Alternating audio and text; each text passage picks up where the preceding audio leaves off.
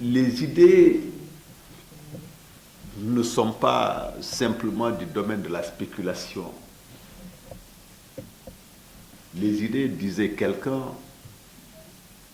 se transforment en une force matérielle capable de transformer le monde si elles sont mises en œuvre.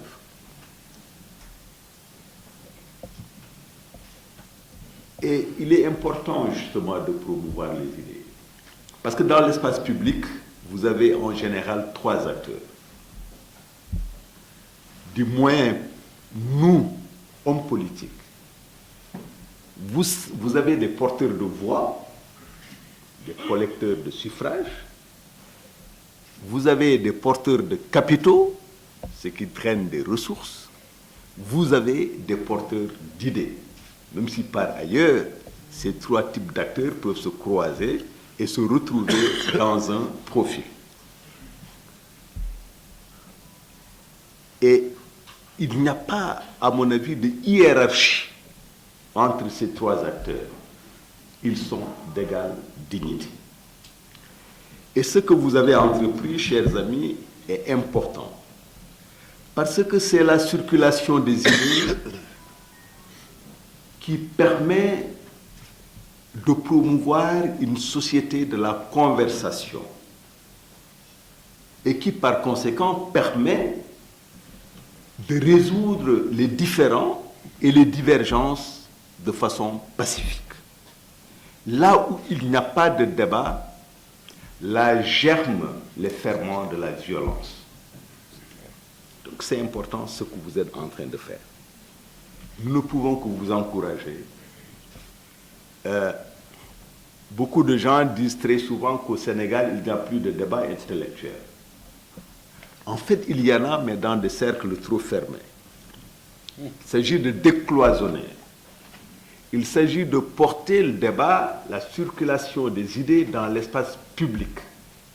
Il s'agit de faire en sorte que des acteurs ou des gens qui n'avaient pas l'habitude de se rencontrent. Parce que c'est en ce moment que s'amorce le changement social. Lorsque des gens qui n'avaient pas l'habitude de se rencontrent dans un même espace.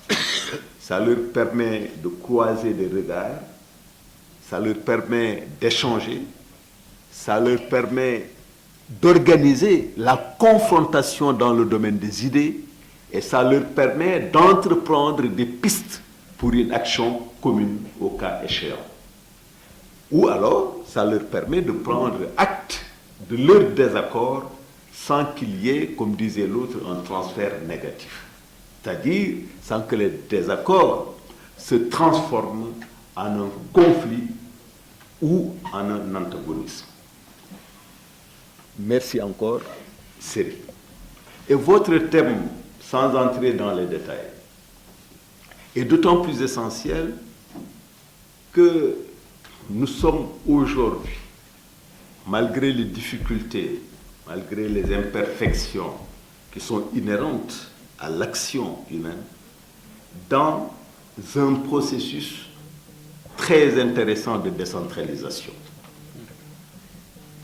Dans un contexte également de formulation d'un nouveau cadre des politiques publiques, en l'occurrence le plan Sénégal émergent, qui est un référentiel minimal qui permet à une diversité d'acteurs de conjuguer leurs énergies, leurs compétences, leurs expertises, leur intelligence pour transformer l'environnement. Transformation dont la finalité est le bien-être des populations. On l'a appelé émergence.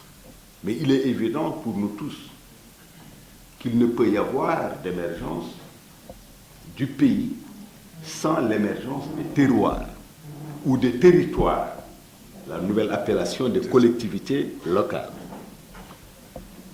Pourquoi? Parce que c'est à l'échelle des terroirs que s'articulent les besoins réels des populations tels qu'ils sont tout aussi réellement exprimés. Étant entendu qu'il y a, c'est vrai, le niveau central qui assure la continuité territoriale, qui assure l'unité nationale, qui assure une communauté de destin, mais il y a également une diversité de besoins, une diversité de priorités qui s'expriment de façon tenue au niveau de la base. Et nous sommes obligés de tenir compte de cette échelle de développement pour justement que la politique telle qu'elle est conçue au niveau central ne remette pas en cause les intérêts spécifiques des populations dans les différents territoires. Ça, c'est un aspect. L'autre aspect, c'est que ce qu'on appelle la territorialisation des politiques publiques n'est pas simplement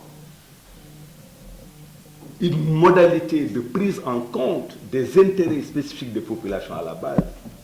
C'est également une option politique pour assurer l'équilibre de la société, mais pour également faire en sorte que l'échelle territoriale soit un acteur effectif dans l'exercice du pouvoir. C'est pourquoi j'ai toujours pensé que la décentralisation, malheureusement, a revêtu dans notre pays les allures d'un débat essentiellement juridico-institutionnel. Or, le plus essentiel, le plus important, c'est justement cette dimension socio-économique qui participe de la transformation de nos terroirs dans une perspective de solidarité nationale. Le rôle des élites. J'en parlais tout à l'heure en disant qu'il y avait des acteurs porteurs d'idées, d'autres porteurs de capitaux, d'autres porteurs de voix. Mais le rôle des élites est justement de penser jusqu'au bout l'identité, pas au sens où Malouf parle d'identité meurtrière ou d'identité fermée, ce repli sur soi qui porte forcément le malheur.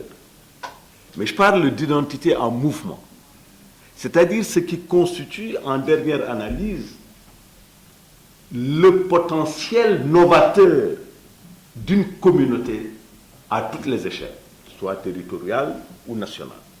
Pour moi, c'est ça l'identité.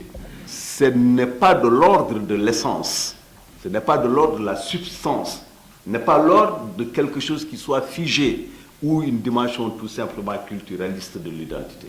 C'est l'identité en tant que potentiel novateur, en tant que force en mouvement d'un peuple qui, justement, construit les fils de son destin.